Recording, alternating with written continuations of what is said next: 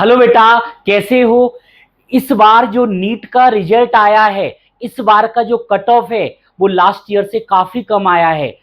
मैंने जो डेटा का एनालिसिस किया है, लास्ट ईयर 680 मार्क्स पर जो रैंक आई थी वो करीबन इस बार 555 मार्क्स पर आई है। मतलब करीबन 125 मार्क्स का डिफरेंस आया है।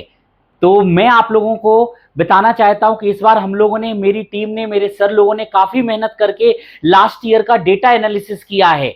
लास्ट ईयर के डेटा के एनालिसिस के बेसिस पर इस बार का कट ऑफ क्या हो सकता है ये हम आपको बताएंगे।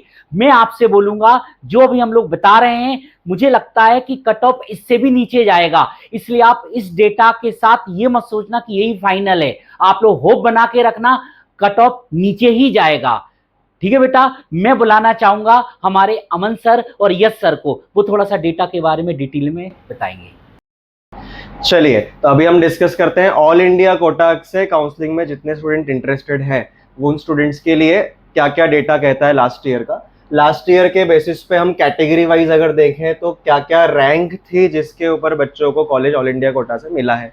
तो जनरल का जो लास्ट कट ऑफ रैंक था वो था 25,032।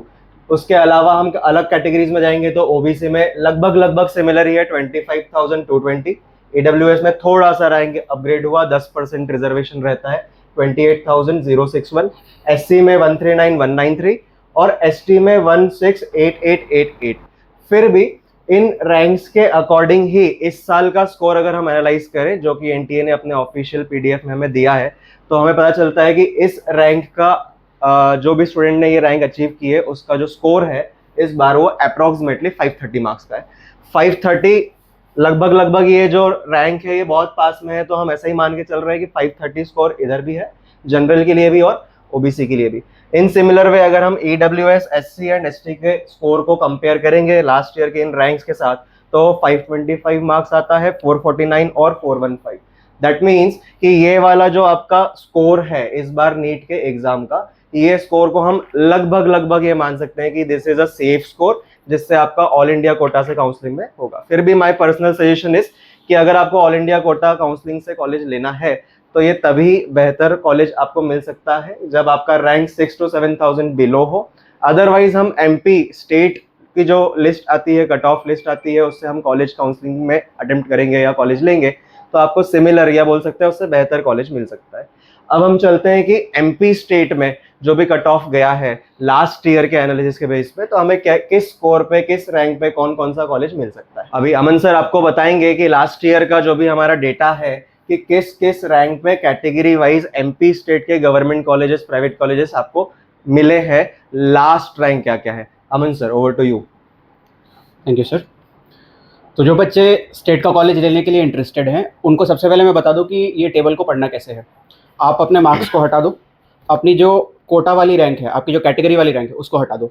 आपका जो PDF आया है उसमें सबसे लेफ्ट में जो आपकी AIR है, आप बस उसको देखो, ठीक है। और उसके बाद आप इस चार्ट पे आओ। आपकी कैटेगरी आपको मालूम है, आपका AIR आपको मालूम है। आप फॉर एग्जाम्पल आप OBC से बिलोंग करते हो और आपका रैंक है 29,000, ठीक है। तो आप देखो कि 29,000 का क्लोजेस्ट नेक्स्ट बिग नंबर कौन सा है, उससे बड़ा नंबर कौन सा है, ठीक है।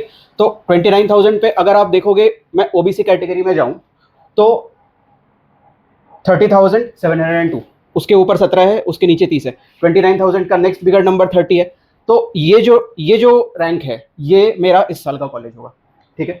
सिमिलरली अगर आप UR से बिलोंग करते हो, आपकी रैंक है 24,000 समथिंग, ये आपका कॉलेज होगा, ठीक है। नेक्स्ट बिगर नंबर जो है वो आपका कॉलेज होगा। मैं हर स्लाइड को 2 सेकंड के लिए पॉज करूंगा, ताकि आप वहां पे अपना वीडियो पॉज करके आप उसको मिला सकते हो। अगर आप बोलोगे तो हम इसको डिस्क्रिप्शन में डाल देंगे, इस पूरे PDF को हम डिस्क्रिप्शन में डाल देंगे, ठीक है। फॉर एग्जाम्पल विदिशा की लास्ट रैंक्स ये हैं, रीवा, रतलाम, खंडवा, छिंदवाड़ा, आप देख लो। आखिरी के जो नए वाले कॉलेजेस हैं उसकी रैंक ये है। और जो एकलौता गवर्नमेंट डेंटल कॉलेज है इंदौर का, उसकी ये रैंक है। सारे प्राइवेट कॉलेज मिला के जो लास्ट रैंक गई है प्राइवेट कॉलेज पे, बहुत सारे बच्चे ये जानने में इंटरेस्टेड होते हैं, 1,37,000 लास्ट प्राइवेट कॉलेज की रैंक है, ठीक है।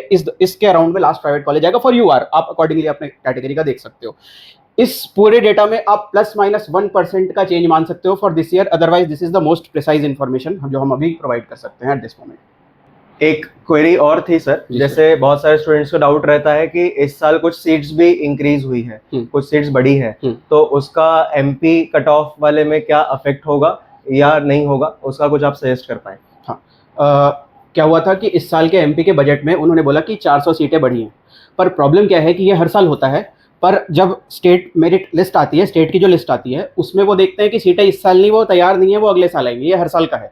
तो इसीलिए मैंने उसको अभी कंसिडर नहीं करा, उन 400 सीटों को कंसिडर नहीं करा जब तक वो ऑफिशियल नहीं होता। बट स्टिल अगर वो 400 सीटें होपफुली ऐड हो जाती हैं, तो आप अपनी जो भी आपकी रिस्पेक्टिव रैंक है उसमें आप अराउंड 2000 ऐड कर सकते हो, अराउंड 2000 रैंक नीचे जाएगी, आप समझ रहे हो, फॉर 400 सीट्स, ठीक है, अगर वो ऐड हो जाती हैं तो।